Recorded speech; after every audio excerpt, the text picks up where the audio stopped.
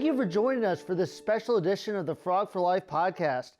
As TCU celebrates its 150th anniversary, we are celebrating some of our most influential alumni to come through TCU and talk about the influence they've made on the world today. With us today, we have Dale Young. Dale is a two-time TCU graduate, first in the class of 1966 and then in the class of 1968 as he received both his bachelor's and his master's degree from the College of Education. So Dale, thank you so much for being here today. Thank you for asking me. Before we talk about all the things that you've done as a great alumni and the way you still influence the university today, tell us about why you decided to come to TCU as a student all those years ago and what you had a bit of a path before you got to TCU. Well, my dad got his master's in school administration from TCU. And so living in Brock, which is not that far from Fort Worth, a very, very, very small town at that time, we came to all the basketball games and all the football games. And as a little kid, I remember when Arkansas came here and their cheerleaders got on the field, they threw the soil from Arkansas on the field. Well, I started crying, and I thought, I have to go to TCU. I just have to go to TCU. I still don't like Arkansas to this day. But anyway, so I always had that in mind. And not bragging because there was such small senior class, but I was valedictorian, so I had some scholarships, but I had scholarship offers for basketball, but not from TCU. But the Weatherford College coach who recruited me had gone to TCU, and he said, play with me and we'll get you in TCU. Well, he left in the first year.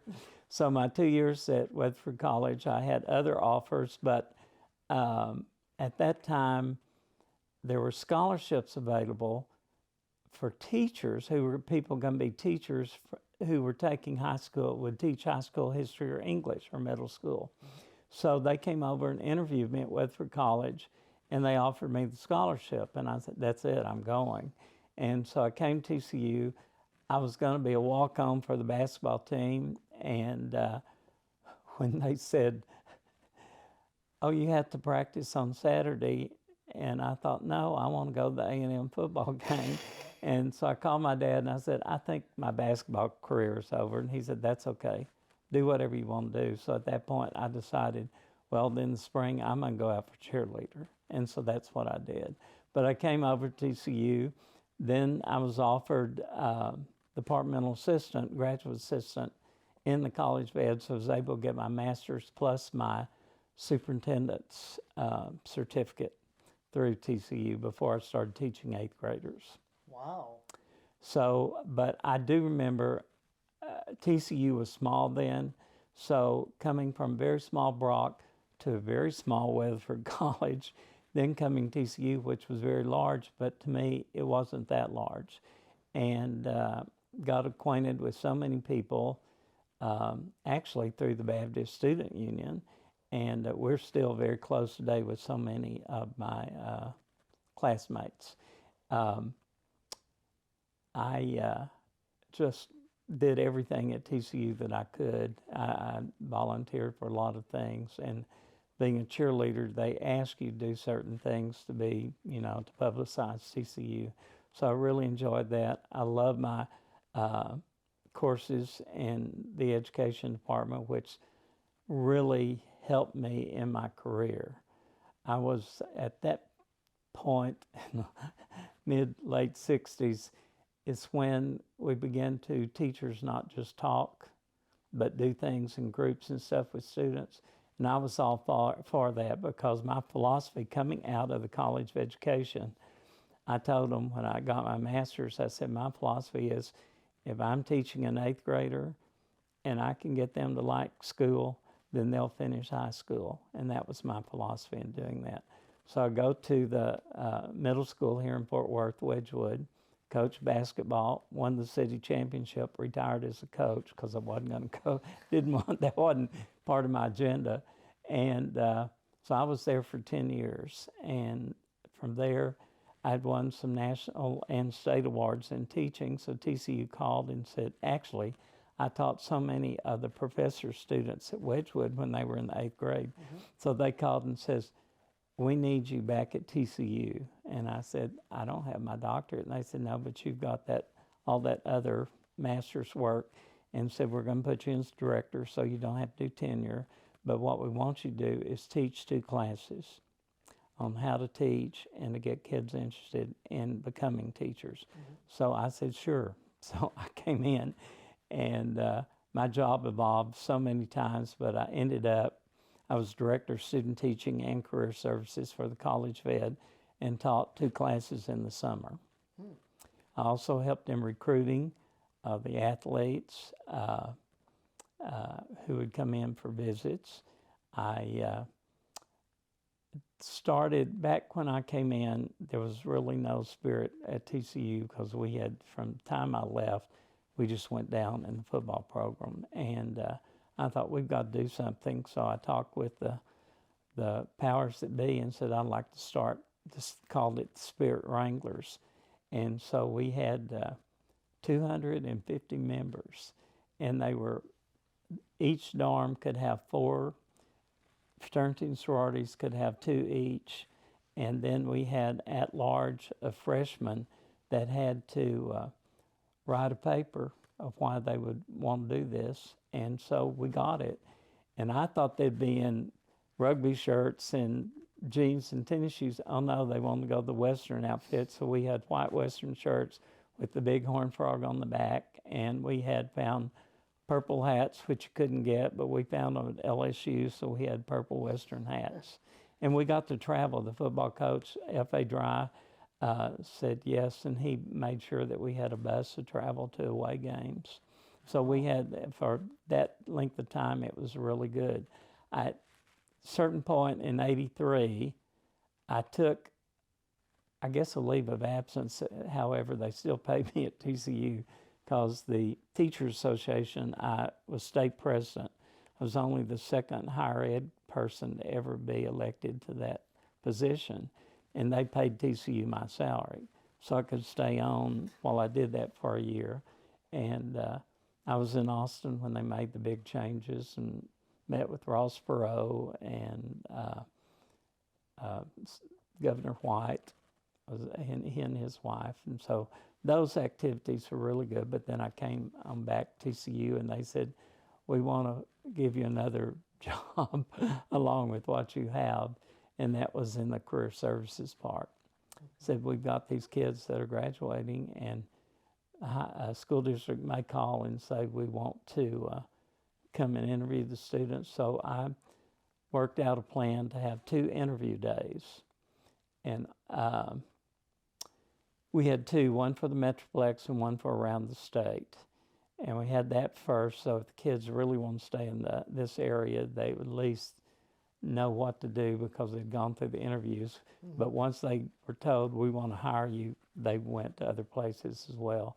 But I did that, and we would have like 120 to 125 school districts come for the Metroplex, and about 50 come for the around the state one. And that included people from Colorado and California that came as well. So that was good. And I enjoyed that. I enjoyed it because I kind of knew the schools, so I knew where most of our students would be successful. And I was able to put them in those schools to do their student teaching, which was, at that time, 12 weeks. And so it was good. I got involved in the state career services, and I served as president 3 different times in that. And the American Association for Employment and Education, I was elected president of that, and I served that for 2 years. Wow. So that was while I was here at TCU.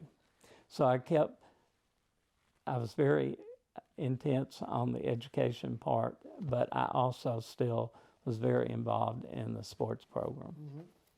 And so what was it like trying to go from being a student and learning from the professors at TCU and being involved as a cheerleader and all that, to then you go and you're teaching the students and you're the advisor of one of the spirit groups? What was the personal feelings as you flipped the roles? it was good. I had 10 years of eighth graders before I came back to TCU. And at that time, it was just, I was also, and what really has made me feel so good this year in the last 2 or 3 years, but especially this past year, is that I was on the initial committee to plan and start the frog camps. And so I said, we've got to do the spirit thing. And that's where we taught the words to the fight song. We also taught them the chant to the fight song, and Riff Ram Bazoo got started there. And so I went to frog camps for about 4 or 5 years doing that. And I thought, okay, we've got other people, younger staff people now that can do those things. But I was still very involved in that kind of thing. What's your favorite frog camp game at Bruceville? The game, well, at Bruceville is where we had to do the challenge thing. I wouldn't even attempt to climb the big thing. I did the other, but they let me be a cheerleader. We had a spirit session every session that we met. We had like 15 minutes. And so it was good. Alums would come to that just for that last day or last night of what was going on. They'd drive down, and it was really good. I was so excited about everything during that time. And I thought, well, TCU's making the progress there, and because of who we've had as chancellors have really added. Now, I came in under Dr. Mowdy, but when I did the Spirit Wranglers, oh gosh, I can't remember his name. The chancellor then, whose daughter had been a cheerleader at TCU, Tucker, and he was so supportive of me all the way through. I mean, that man, and he just kept moving TCU in the right direction. And our deans were good that we got it in our college bed, and I think before I retired, I said, okay, I'm tired of training deans in the college vet. I'm going to retire before we have to get another one. But I had a good relationship. And the latter part of my years in teaching at TCU, or director of student teaching, we went to Europe to apply to be a member of the European Teacher Network, which was going to give our students a chance to student teach in about 20 different countries. And so we went over and gave our presentation, and they said, you're in. And it was good because they only have 5, they still do at this date, 5 universities from the United States, because they're part of the European Union, and their money comes from that part to do these things of student exchange. Well, their students, we would have about 5 to 15 of them would come for a semester. They would come to the education classes, and then we had them out in the schools visiting, and they stayed a semester. And those students absolutely loved coming in the fall because they weren't used to football, cheerleaders, bands. They were just fascinated, and they were the first ones to get down there so they could help pull that Fear the Frog sign over their head. And one guy who he did his internship at Starpoint. And so he's been gone about 15 years, but 10 years ago, he said, I'm coming back for homecoming. And I said, you are? And he came and he said, yeah, my friends are coming, and said, I just want to be with them. And so we have a connection, still a connection all over Europe of TCU people who are those kids who came to TCU. And our students really got a lot. They got to use English as second language in teaching at those schools. So it was very good for them. And then they came back and student taught here for 8 more weeks. So. Oh, wow. Yeah. Well, you were involved, as you said, in the college setting and teaching overall from 1968 till 2014. Talk about the ways that you saw the teaching profession change. I mean, you can go through technology, the way students are just tested, the rigors, and just, You you know- saw it all. You just saw generations of kids just come through your room. One of the good things about the college ed is that the students who get into the college education have already had 2 years of school here, or they transfer in. So they're in their major when they come. So they're easy students to teach, which is wonderful. And it was during all that time was when the new innovations, in fact, TCU sent me and several of our professors. I went to UCLA about 4 different times to do training with Dr. Madeline Hunter, who had the elementary school on that campus.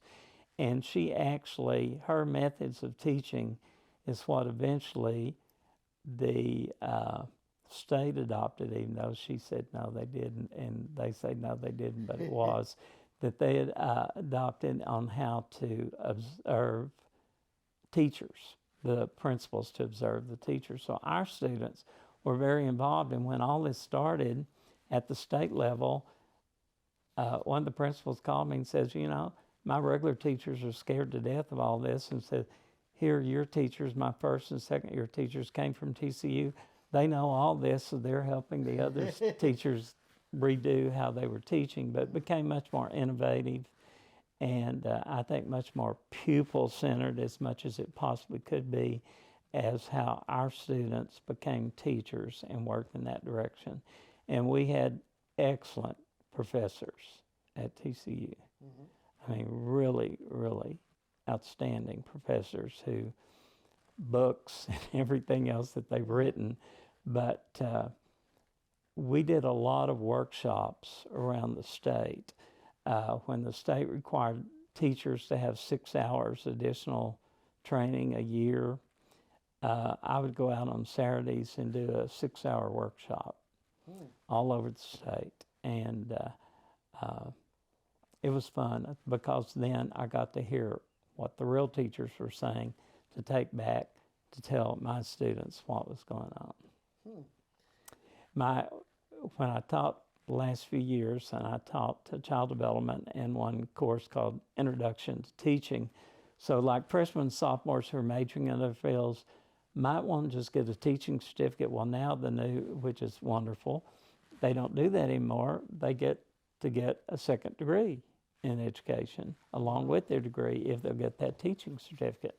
So that really was wonderful. But when I taught the instructional, our introduction to teaching, I used I started off with the film Mr. Holland's Opus. And it traced 5 decades of his life.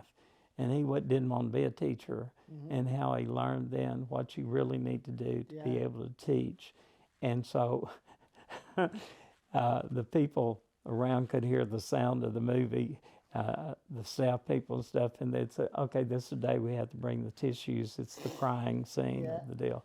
But I kind of opened it up with that and let them talk about teaching. And then I had them all write a letter to a teacher in high school or elementary that meant so much to them and send to them. And it was amazing how many replies came back from those teachers. Yeah. Wow, and you've probably seen just the family dynamic change in terms of access, and just with grades going before, you know, parents would get report cards every 9 weeks on, and now with the internet, they can check grades, you know, nightly. Did that put, I mean, how much more work does that put on the teachers to have to, you know? Well, I think now that the teachers who are all teaching now, and I would say the last 15 years, no, probably 20, but they know technology. Yep. And our students definitely knew technology, and our person in charge of teaching the technology for teachers was wonderful. And I went to her one time and I said, okay, I'm out observing these student teachers, and they're using these whiteboards now and doing all this stuff and with their computer. And she said, yes, it's in my curriculum. I do it all the time. And I thought, well, that was wonderful. So they got a good education in technology. I was fortunate enough to have a student assistant when I couldn't do something on the computer. She said, I can take care of that. should do that. So Yes. It's the digital age we lived in. Well, aside from teaching, after you retired in 2014, you continue to be very involved in the National Alumni Board, Frog Club Advisory Board, other things on campus in the College of Education. So tell us about before we came on air, you were telling us about your busy schedule you're involved with this week. So tell our viewers about all the things you're involved in. well, I have to say, when I first started volunteering, I decided, okay, I just can't leave TCU. I have my, even though we had to pay more for our season tickets, but we still get a little discount. But I had all that, and somebody said, well, you know, the Frog Club needs volunteers. So I asked them and got into that. And I mean, we were busy, and we did all the orientation. First few years, every orientation we did had a booth and talked to parents and stuff. And then I realized I used to get paid for doing the same thing, and now I volunteer.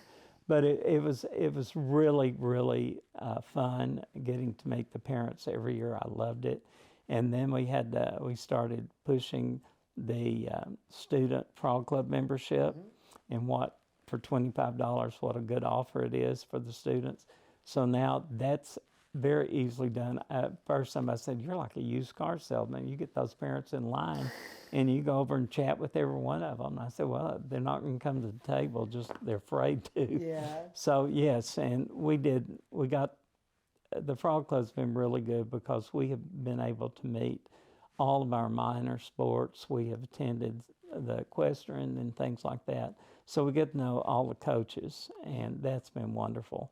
Then being involved in the Alumni Association, now it took a while, but when I reached my, I hate to say this, 50-year reunion, that's when they called in afterwards and said, well, then you've reached the 50-year reunion, and we have the Quint Club, which you're now part of, and that's for anybody who's graduated 50 years can belong to that. And I say, well, that's the one we have until we die, and you don't have to pay dues to do that. And so they said, would you be an officer? And they said, it's about a 6-year term. And I said, did you pick me because she said, yes, we have to be kind of alert to those who just finished. And so I'm finishing up my term as past president, which means I'm also getting to serve on National Alumni Board. When they told me I'd get to do that, that's one thing I've really wanted to do. And so I've had a good time. And during COVID, we froze everything. So I'm really been there longer than any other president or president will be, because we had an extra year. Well, the Quint Club, around graduation, they get to have a medallion ceremony with the chancellor and walk in graduation. Reflect on what it meant to you to, get another, medal from a chancellor and then walk in graduation for basically the third time for you. I tell you, what the alumni did in putting that together on that weekend of graduation is just phenomenal. It was all like seeing all the new things at TCU, hearing about all the new things at TCU, which I knew most of it. But on the other hand, to see the people who really love TCU come back. And when we put on those cap and gowns and had that banner that said class of 66 and walked in to applause, and students, and of course, some of my students I knew. And so it was just great. And so after that, then we come back and have a brunch, and we all talk about certain things in our life that were involved when we were at TCU. So it's a wonderful experience, and I tell everybody, when it's your 50th year, do this. You will just love it. Besides, you don't have to stay for the whole graduation.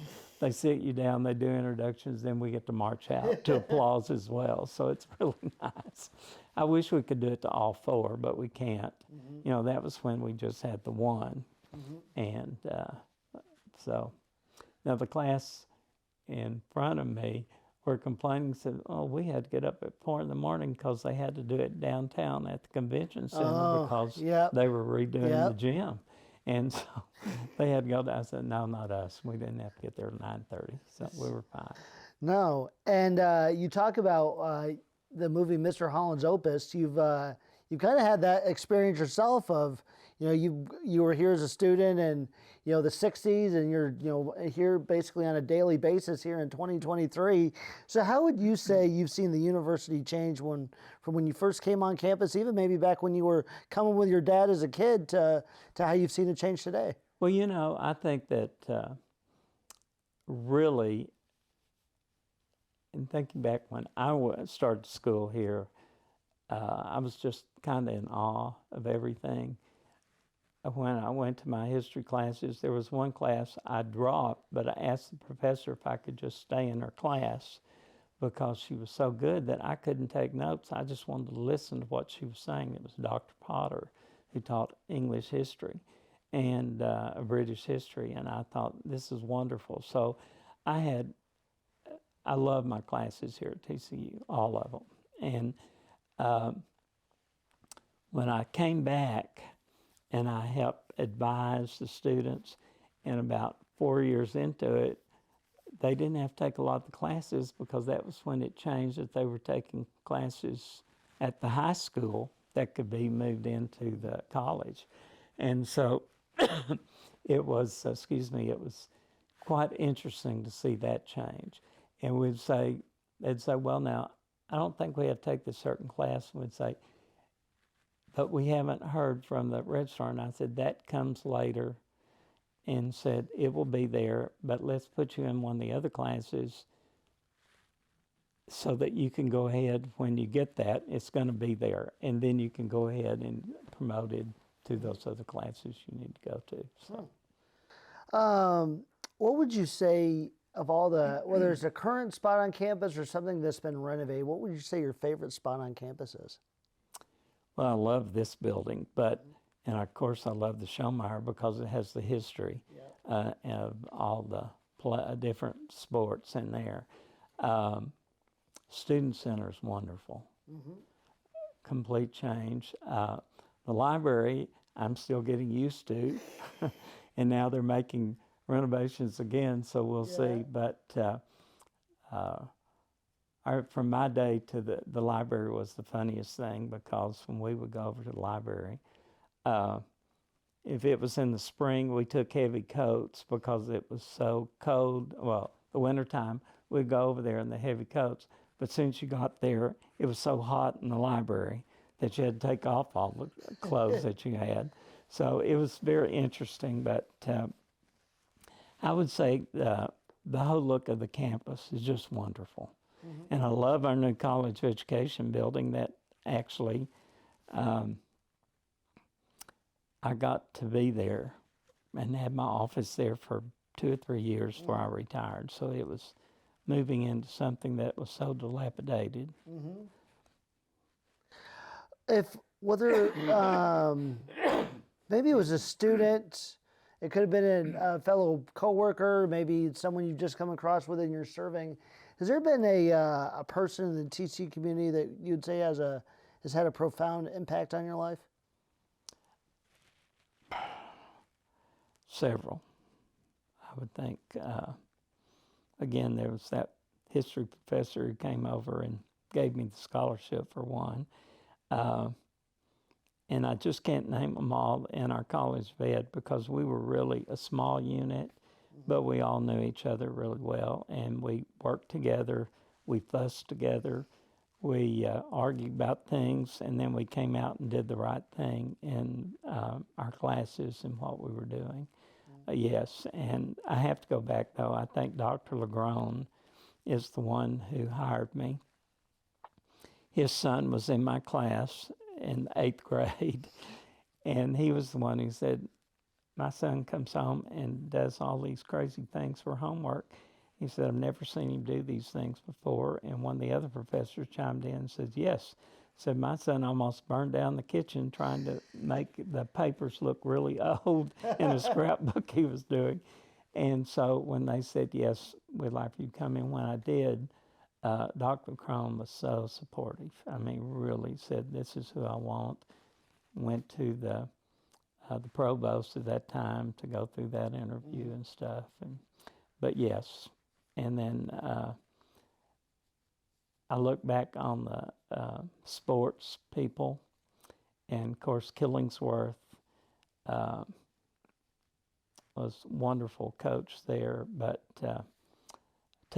Billy Tubbs, when he came in, I actually, my father had passed away. My mother would come to the games from Weatherford, but we would sit very close to Pat, his wife. And so we got to be really quite a good friends, and I still stay in touch with her. She's living in Oklahoma. And so that one, and of course in the football, Wacker was just what we needed for Spirit, which just added from where we were to his time and way he promoted the school and the Spirit. Of course, then I got to help him recruiting with Franchione and Patterson and that crew. And it was interesting because some of Patterson's coaches I'd taught at TCU. So it was an interesting time. But those people I really admire. What would be some advice you would give to an incoming student here, maybe a freshman in the class of 2023? Well, I'd love to meet them as a junior when they might start making those final plans, and I hope they have taken all the honors classes in high school to possibly be able to get into TCU now, because it's so we have so many people applying. But yes, I would tell them that you can be your own person. You can join a fraternity or sorority if you want to. If you don't, that's fine. There are many other clubs and organizations you can get involved in. And there's so many things that you can do in the community. And I think TCU has done a wonderful job in doing that lately, of working community projects. So, yes, that would be what I would tell them. And I would also tell them, when they start taking classes, get to know the professor. Go to their office and chat with them. Makes all the difference in the world. Even though we still have smaller classes, they know who you are, and they know where you're coming from because you got to meet them and talk to them about the subject matter. And that's coming from a former college professor. So if there's any college students out there, that should take heed. Dale, we will wrap it up with this, because I'm sure you probably have another volunteer activity to get to. I'm sorry about the cough. I haven't talked to anybody. I'm not like I'm used to teaching. So. Oh, Dale, I doubt that you have not talked. You are one of the most social people we know. We're at TCU, as we said, is celebrating its 150th anniversary. So how would you like to see TCU grow in its next 150 years? I hope we remain small, even though we consider it kind of large now with over 10,000 undergraduates.